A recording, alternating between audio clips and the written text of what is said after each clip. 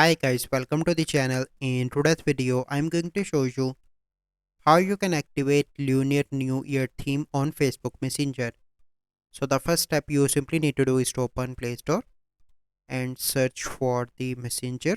Click on that and you need to update Messenger application. As you can see, my Messenger is updated.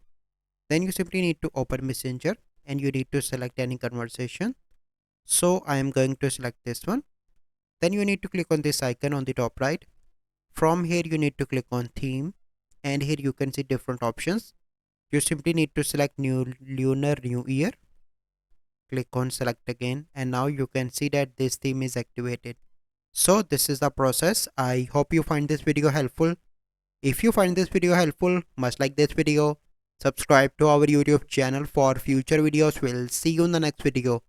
Thank you. Have a good day.